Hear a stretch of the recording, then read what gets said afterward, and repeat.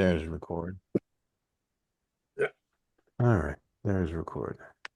And I think we're good. And are we in the right view? Shall we say Jai Guru? Jai Guru, indeed. Jai Guru. 'Cause I just had a thought about that. I was thinking, is that kind of like the same as saying I love you to your girlfriend? Is it sincere or is it just mechanical? No, definitely. Jai Guru is like you're centering. Basically, it's like, okay, we're gathered here with Uh, selfless self to speak about selfless self so that we can understand more deeply and have that spontaneous devotion with selfless self. uh-huh. Because I just posted a thing on Instagram that said like satsang is not, or satsanga, I think it says, but it's not like going to see someone and listening and bowing to the feet and all that. It's really remaining with your selfless self, to be in touch with your selfless self all the time. So that just die, that very subtle feeling begins to be the most important thing. And the whole worldly thing kind of fades away. Uh-huh. I was having some worldly issues. I have to report for jury duty tomorrow, so I'm not really thrilled about that. But this food body needs to be at a certain place, and that's just the way it is. We shall see. But I had to report. I had to call in, and they choose your number, and they say, okay, this group through this group, you don't have to report. And then all of a sudden, my group, yep, report. And, oh, okay. Yeah. So you did get chosen. Well, I had to report. I probably won't get chosen for Oh, various many reasons, but oh, yeah. we'll see. Who knows? Yeah, I've But never. I have to report. So again, waking up tomorrow, it'll just be okay. Next thing is getting in the car, navigation gets you there, go to this, do this, do this. Then it's over and then back and no experience, no experiencer, just a flow, a very natural flow. The only time experiencer gets caught up is when you create the concept of a thinker, and then it's like, oh, these thoughts are coming, and I start thinking these thoughts into existence, basically. When they're illusion, I start to believe them. I read something today, I think it was Sri Ramakant Maharaj who said, remain as the self of the thinker. So the thinker is an appearance on spontaneous presence, and you remain as yourself. This thinker is just a layer. And the thoughts that the thinker is thinking, of course, are a layer on the thinker. So Uh-huh. that's where Yeah. Maharaj says erase illusion slowly, silently, permanently. And there you are, where all experience ends. Excuse me. Yeah, I kind of think of thoughts or the I thought as being like a secondary layer on presence. Yeah, because the knowledge of existence creates the concept of duality. Mm. You don't have to know that you exist. You exist, obviously. If you did not exist, then this sense of existence could not have appeared to you. To know I exist, you have to be prior to the experience of the sense of existence. And then not an individual because you're Of here course. not here as an individual. Exactly. That's why Maharaj says, know yourself in a real sense. You're prior to the body. The body allowed the sense of existence to be felt, and then the concept of I'm this body in this world was impressed spontaneously until you investigate. And then it's very easy to see I'm not this body. All you have to do is just sit in meditation and yeah, you're not this body. And then illusory thoughts, such as I wonder what's going to happen, traffic, whatever. No, it's just like, okay, set the alarm, get up, brush the teeth, go, have this thing, and that's it. And it's just a flow, which it is right now anyway, with everyone, even the listeners that are listening to this for the very first time. It's exactly that way for you right now. You're creating the illusion that it's not by creating a thinker thinking thoughts and identifying those thoughts because you're identified with a body on which these thoughts can stick. But you're none of this. With thoughts, you can get the idea that you're not here as, as a being aware or something. You can get the Well, idea. again, the self of the thinker. That was a very nice thing. I read that today in the readings that I do in the morning. It said, remain as the self of the thinker. So you're not the thinker. The thinker is an illusory appearance on your spontaneous presence. And you could even say the formless thinker, because the flow of thoughts, all thoughts are formless until they're thought into something, and then they create the concept of reality, so to speak. Because just like in dream, your thoughts are creating the dream world. You're flowing along with it because instant identification with the body, that you're starting to create a story and identify with the body in order to have an experience in this dream. And yet you're formless. You know this when you wake up. None of it was true. How could it be true? How could I have been this body in this dream? It's not possible. I was laying down this body. I wake up and all that world that was there was gone spontaneously. Yeah, but now you have a new form, seemingly a new form that seems to be taking the place of the dream. Well, and it's just a dream within a dream, basically. The dream I exist, this sense of existence creates this waking dream. But then we know that the waking dream and the quote dream are one and the same because they both appear formlessly to you. Yes, you've identified with a little dream body in the waking dream, and that is the impression that you have, that I'm this, until you investigate. And then it's obvious you're not this. You cannot be this. As you sit with yourself, this subtle, subtle presence, this just I, identification, oh, so I am this. That automatically eliminates body, eliminates world, eliminates everything. I'm just this formless presence. That means I'm both inside and outside the body, and all these things are occurring within me. I start to identify in this way. After some time, because you're no longer identifying with the illusory flow of thoughts, even the concept of presence is removed because you are. Whether presence is there or not, you are.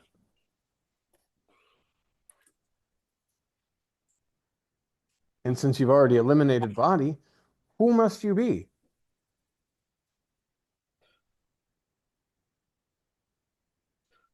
The reality, ultimate truth, prior to beingness.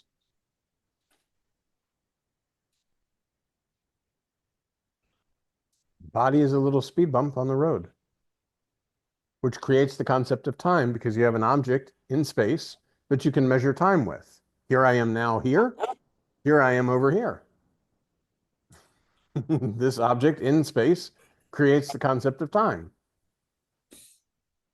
The body ages, just like if we left a fruit, it would start to deteriorate slowly. This body, luckily, doesn't deteriorate as fast as a fruit on the counter, but nonetheless, it deteriorates because it's the 5 elements, the same as that fruit on the counter.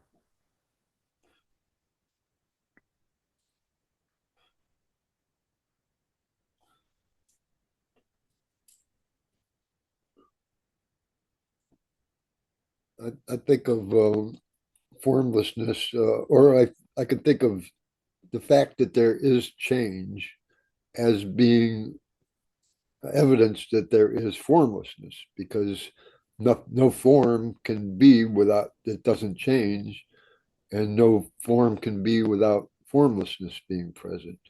But we think of change as being something, that is known, like change, but change, you don't have to know change for things to change. It's like Well, of course, you have to know that things are changing. You have to know something as it is and then as it changes. But the idea is that you're not changing, because if you were changing along with the changes, then you wouldn't perceive change. yeah. Like we can think that things don't change too, but that's erroneous. We can think that change is responsible or something, but change is not. Well, and again, you can think the entire world blows up, gone. All the people on Earth, gone. Earth, gone. It doesn't affect you at all. uh, It won't even be felt. Just as if you dream tonight that the whole world blew up, the dreamer is still very much there, wakes up in the morning and says, whoa, that was a terrible dream. So, okay, then what would be the relationship with pain then? Pain is from the body. The Yeah. body is a sensory organ. But you can see that it's not you anyway. Yeah. Well, when you know yourself in the real sense, you don't identify with the body, and yet the body will still feel pain. Yeah. The sensory organ is going to set, like if you put your hand on a stove, the sensory organs in the body are going to say, there is pain. You just know I am not in pain. This body is sending the signal in pain. Therefore, I should remove my hand from the stove. And if you do think it's you that's feeling pain, then you're just Well, identifying. then it would continue in mind. It wouldn't, then you create the concept of suffering. It's not just pain. Pain is like spontaneous. Boom. Oh, put my hand on the stove. That was horrible. Uh, Suffering is when you then mentate on it. And uh, meant, oh, my hand, I may not be able to work again. My hand is so, I won't be able to drive. How long will it take for my hand to heal? All of this is because of identification with the body and a flow of thoughts that I am injured. so actually, I'm thinking of a person that would be like an almost constant extreme pain. I know, like of some people that are like that. They must have some intuition in themselves that they are not pain. Otherwise, they would kill themselves right off the bat. I would think. You Yeah, I don't know about this. It's in the illusion, so it's hard to tell. know? Everything can happen in the illusion. Yeah. We could have aliens come from another planet and visit us and set up a utopian society here on Earth, and it's all in the illusion, so it really wouldn't matter if you know yourself in a real sense. Or the same, the aliens come and they enslave us all, and we have to work in work camps. Yes, this body would have to be working in the work camp, but again, you would know yourself in a real sense. All of this is occurring within yourself.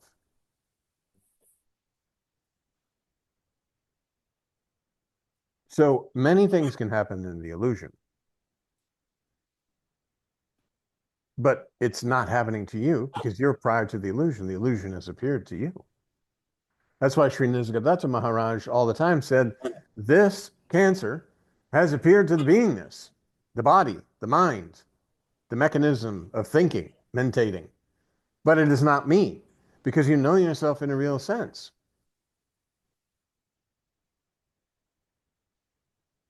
Pain signals may be coming from the body and you're interpreting them, but there's a part of you, the you that you are, that all of this is appearing on spontaneous presence. It's layers of illusion. You'll know yourself.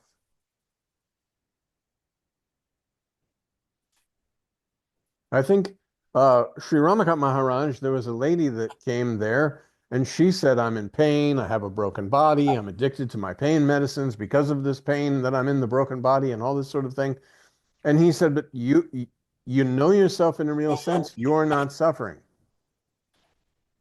Yes, this suffering has appeared. So why? Within the illusion, you take the medications, you go see the doctor. Yes, I'm in pain. Yes, this is happening.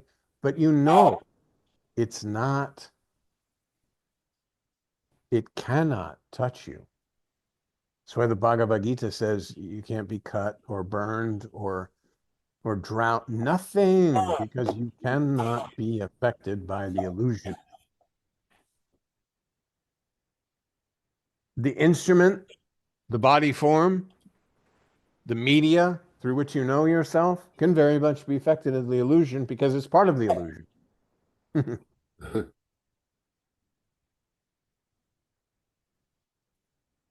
That's why the concept of birth and death occurs because you're identified with a body. You see other bodies, they die, and you say, oh, I hope I don't die. One day I'm going to die. One day you're going to have to leave this body. When you know yourself in a real sense, who's leaving? Where are you going? And how could the concept of death appear to you? This is why meditation is needed. Because simply to say this, it's very nice. You say, oh, I'm not born, I'm not going to die. Then you're on your deathbed. Oh, I really hope that all that stuff is true. And, you Yeah, know, yeah, yeah, yeah. That's the way it if would be. Yeah. if it's just thinking, if it's just a thought process, yeah, that's not going to be very helpful for you. If you know yourself in a real sense, you just remain with your selfless self. The doctor comes in and says, you don't have much longer. Okay. You remain with your selfless self, breathe in, breathe out, and it's finished. But you know yourself in a real sense, so you're not having this fear of death because you're not born. You know you're not born. How can you be born? For a time, you identified with a body form. And now you're not going to identify with the body form. And you're not going to know yourself. Born is only a concept that can only be possible if there is a body. Um, Yeah, there has to be some kind of mechanism for birth to appear. In whether it be plant, you plant a seed and the seed grows and oh, body is coming. Not a body of a body, but body of this plant. You feed and water the plant, it keeps growing. You deny the plant food, water, or sunshine, and it drops. But the essence of the plant, that which life was flowing through the plant, that you are, remains. that's why Ramakant calls it body knowledge. Uh, Yeah, yeah. Body knowledge is everything that you've acquired since you identified with this body. That's why spirituality is not to be held on to. Spirituality is the map to your own self. It's asking you basically, accept your selfless self. There's no God, no Brahman, no Paramatman, no master. You must discover this for yourself. And once you have discovered this, then read the books. It's nice, like I do every morning. I read some readings, Nisargadatta, Sri Siddharmeshwar Maharaj, Ranjit Maharaj, some of the AA stuff. And that's fine. That's a morning kind of thing. But you're not looking to gain anything from it. You're no longer searching in books to find the answers but for how to know yourself. you You know also yourself. you also I'm also aware though if I don't continue what you call a relationship with the teachings that the I'll end up taking it back. The my sense, and I'll forget. I'll You'll forget. fall back into the illusory ditch because the illusory world is impressing constantly Yeah, that it's real. yeah. As Maharaj says, you're bombarded with all this stuff. That's why he tells people before you leave the ashram, take some pictures so that you can refresh your memories of here. Because you're going to be out in this world and start to believe it's true. You'll fall into the illusory ditch. And then you may ask for help to get out of that illusory ditch. You'll say, oh, I was with Sri Ramakant Maharaj, but he left the body. Now I'm going to be with Sri Babajubi. And Sri Babajubi, will say, as Nisargadatta Maharaj says, do not get involved with people who are trying to impress their ideas on you. Sri Babajubi says, sit in meditation and do this practice, and then do this practice and that practice, and you're gone because you fell into an illusory ditch that was not real, but your concepts have impressed that it's real, and you took the hand of someone else to help you out of the ditch. Stand on your own feet. Forget about this help.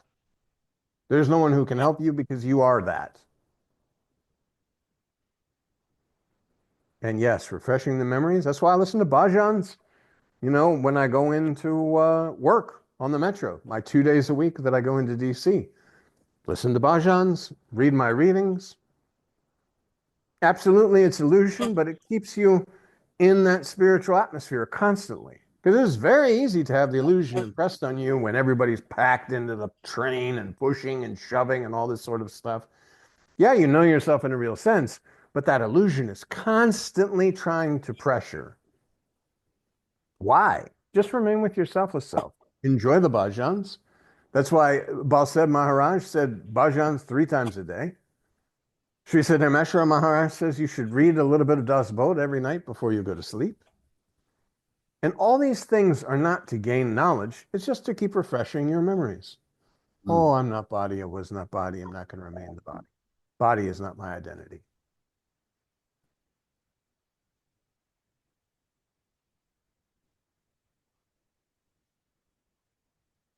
Otherwise, yeah, you'll be basically begin to start worshiping illusions slowly, silently, and permanently. He gave examples of a guy who was very much at the hilltop, and Maharaj was very happy with him, and then he got involved in politics.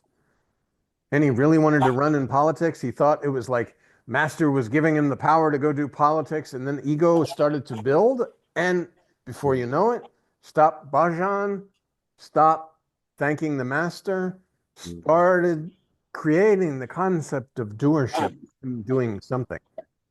Or Uh, like you see a lot of the Facebook gurus, where they go out there and they're like, maybe in the beginning they had like a little touch of that sense of I am, I exist, whatever. And then they became started to come, oh, look at the following and all this kind of stuff and impress, impress, impress. That's why Sri Ranjit Maharaj said he had no desire to teach mm, because you have to take the concept or the form of the teacher basically. mm,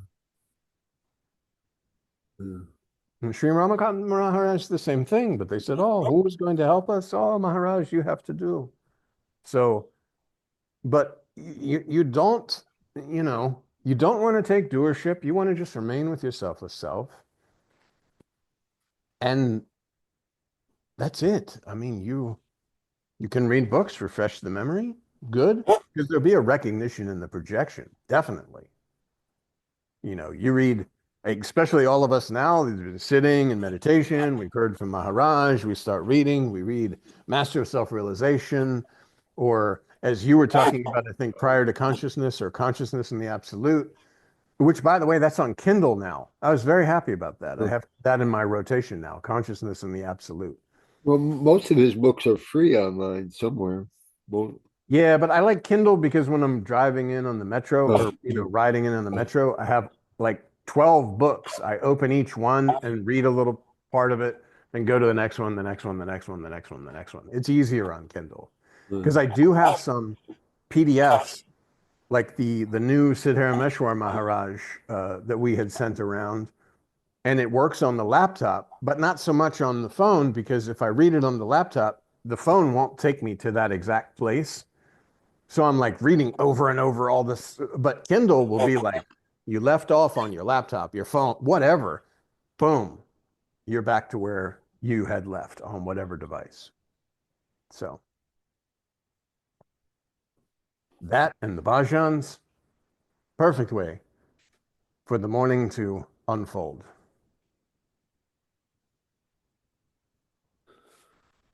one thing I noticed about them doing mantra, as time goes on, I'm getting a better feel for this, but I I did notice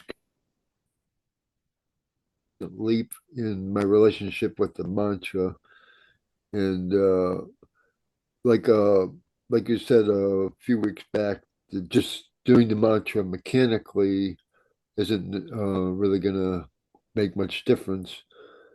And I that's kind of the way I've been doing it for years, largely mechanically, without a.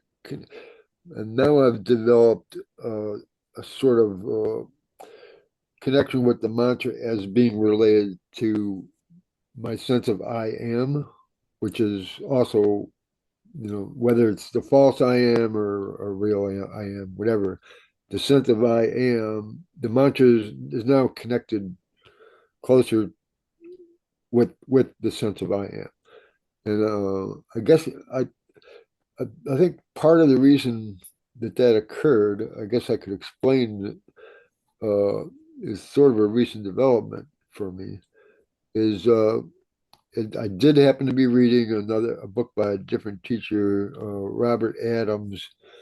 He didn't write books either, but his students copied his talking, and in the one book that is out of his, of his teaching, Silence of the Heart, I think.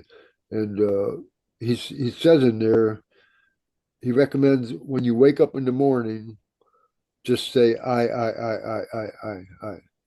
And so I tried that.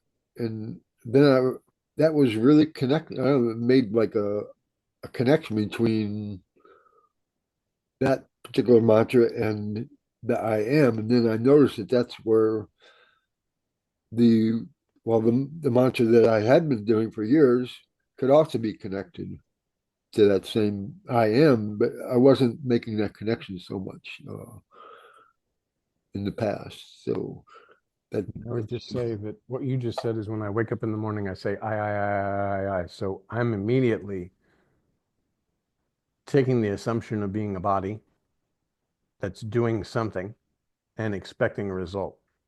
no, that's not the way it happened though. Okay. It just I did it. I just did it because he said so, and I tried it, and then it developed that connection of mantra to I am. Whereas previously, I was just doing the mantra mechanically. Yeah. Mantra, if you listen to the mantra as it's running naturally through the body, then the body becomes like a flute and you're listening to it flowing naturally. And then, of course, you're the invisible listener. You're not the listener with these ears. I mean, you do as you wish, but for me, the more that I involve any kind of body-based actions or anything like that, and that's why Maharaj says, remain with the mantra, because this subtle sense of I exist or I am is revealed. Mantra slowly, silently, and permanently erases the thoughts. The fire is burning brightly. That fire is that sense of presence, that sense of existence, that I am that Nisargadatta Maharaj talks about. But you're not trying to be this I am. You're not trying to remain as this I am. This is naturally arising once the illusory thoughts are clear. Well, yeah, that's why it kind of spontaneously, you know, happened that it, that I don't know how to explain it, Okay. but like Ramakant also said that it doesn't matter which mantra you use. So That's it, correct. For your, yes, the main thing is to try and remain with your selfless self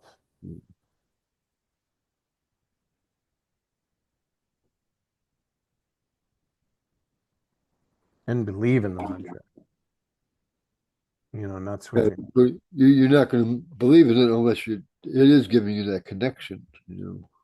Well, you're not going to believe it unless you believe in the master. Yeah. You have to have complete trust and faith in the master. When I went to India, I told you I had that so hum saha so hum asmi. So hum saha so hum asmi. And I went all through DC doing this over and over. Even on the plane ride over there, that was the mantra that was running because I took a whole bunch of Upanishads and a whole bunch of things, and I created this mantra. And I said, okay, master, until I can get your mantra, this mantra is coming from you. It arose spontaneously, and I will focus all my energy on it. And that was the effort, the willingness, the earnestness. But as soon as Maharaj gave the mantra, that was dropped Mm. because I knew Maharaj is that. Without any distinction, he knows himself in a real sense. And now you're coming to Maharaj because you're still believing you're in a body form and you want to surrender this body form, its thoughts, ideas, beliefs, and experiences to the feet of the master. And luckily, because we're in the illusion, you can bow down to the master's feet, two body forms, and they have the experience of surrendering the body form to the formless master. Now, if you bow down and surrender to Sri Ramakant Maharaj, this is an okay start. I'm bowing to your feet and all this. But if you know that this is selfless self devotion, you're actually bowing to that sense of presence, which before I even met Maharaj, I met him as the presence first. Then I saw him in body form and knew that that was the presence that I felt that was speaking. Went to India and confirmed this, erased all doubt because you're bowing to the master that you knew as the formless presence within this form of Sri Ramakant Maharaj because you're still believing yourself to be a form. And then that's as Master says, bow to your selfless self. Put your hand on your own head and bless yourself. because you're formless. You are that. There is nothing else. You can go to all the masters, read all the books. They're all pointing to the same thing. Accept your selfless self. There's no God, no Brahman, no Paramatman, no master, no disciple. Nothing is there.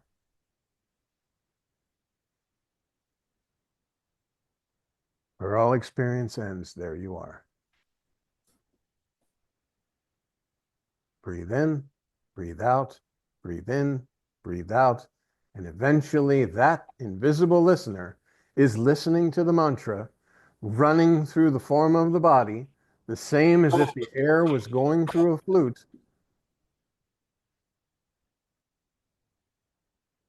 And there's nothing.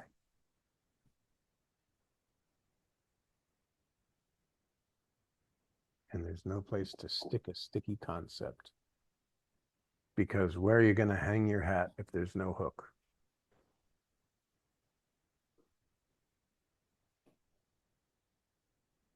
And even the smallest hook can hang a hat.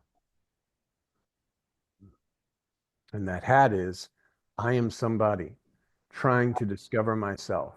I am progressing on this road of spirituality. I am getting closer and closer and closer to my selfless self.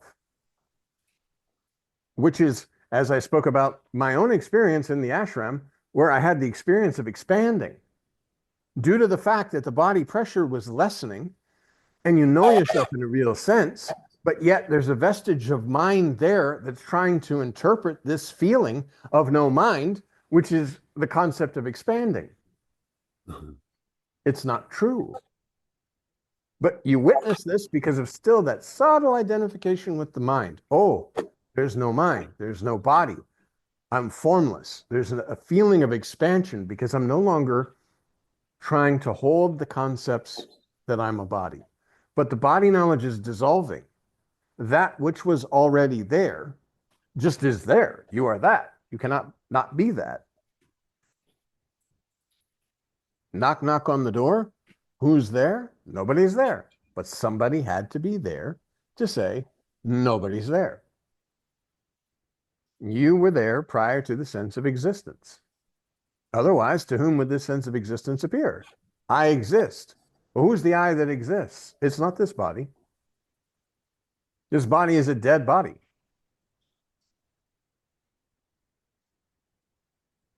It has no ability to do anything without the formless presence. And just as in a dream.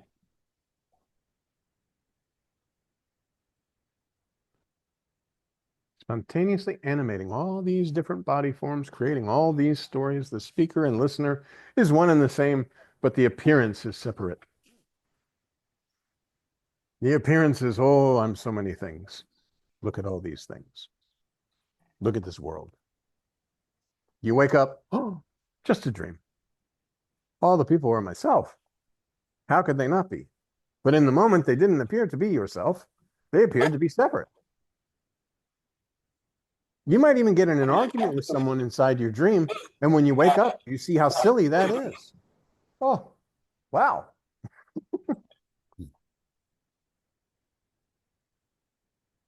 Or the feeling someone's chasing you in your dream. I guess you could say, from this perspective, the body is no longer not as inclined to get in arguments. In the dream, with Yeah. identification, you can't, it's spontaneous. And here even, you may see yourself get into an argument with someone, or you may see yourself be complaining about something or doing something, but you are not. You do not give away your own self. The body goes through what it's going to go through. The movie on the screen is going to play out. It's sort of like I can still be at peace as myself while this stuff is going on. Of course. Yeah.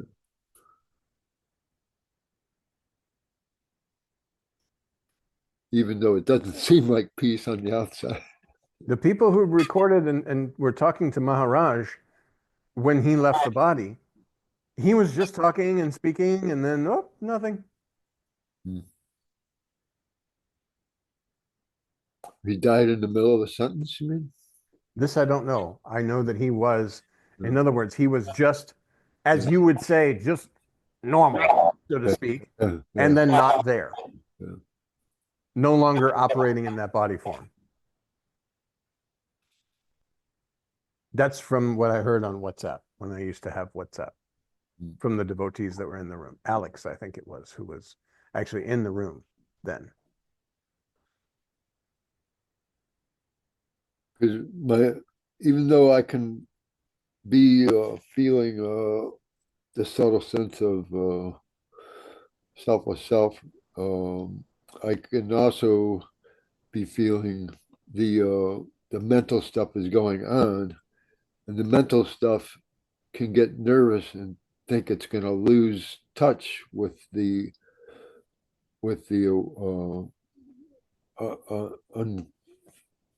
unconditional awareness or the non-dual awareness. This And is just all mental masturbation. but Basically, you're sitting there identifying with thoughts. You get caught up in the thoughts of, oh, I'm going to lose this. You cannot lose yourself. And the you that you are wasn't born, doesn't die. That's why I think somebody asked me if you are senile as you're dying or whatever, and you don't know anything. Well, again, you don't know anything. So there's not going to be an experience of anything because you don't even know yourself. And yet, here we are, you know yourself in a real sense. so the fear, if there is fear, it's not me. The fear is, again, like Nisargadatta Maharaj says, this cancer is appearing to the beingness. This fear is appearing to the beingness. I'm not that. The body, the neighbor's child is suffering, and I'm not that. It's the neighbor's child. This body is on lease for a time. Got to give it back. But the invisible, anonymous, unidentified identity that you are, it doesn't matter.